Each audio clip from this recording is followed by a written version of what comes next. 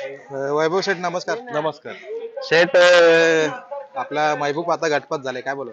गटपात झाला म्हणजे आम्हाला तर भरपूर आशा आहेत त्याच्याकडनं. आज गटने आज गुलालाचा मानकरी व्हावा अशी आमची इच्छा आहे सर्वांची.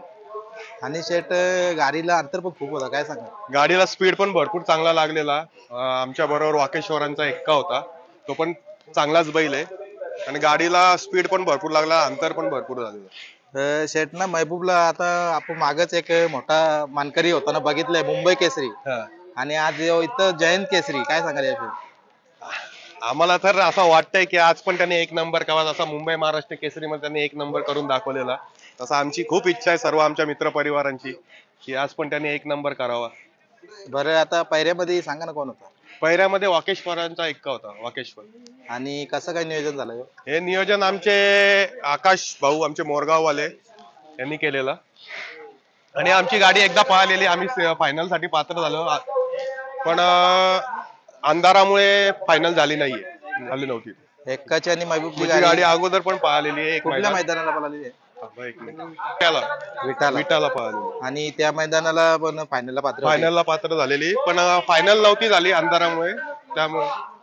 आणि शेठना गाडी अंतरात होती आणि अड्ड्यामध्ये चर्चा सुद्धा आहे की खूप गाडीला स्पीड लागला, त्याच्यामुळे काही पण एक वेगळा निकाल बघायला भेटेल आपल्याला. 100% बघायला भेटणार. आणि त्या दिवशी पण मी तुमची बाईट घेतलेली आपल्या उसरणे पाठीमध्ये, आणि त्या दिवशी पण आपल्या याच्यामध्ये कमेंट मध्ये सांगितलं की महबूब बैल हा उभरता सितारा आहे, प्रेक्षकांचा एक आवडता बैल बनला.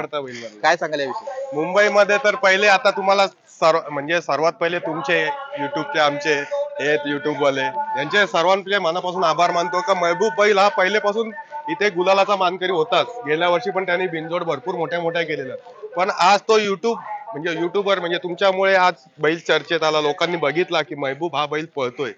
म्हणून तुमचे पण आम्ही धन्यवाद करतो सगळेजण की आज तुमच्यामुळे आमचा बैल उजेडात आलाय.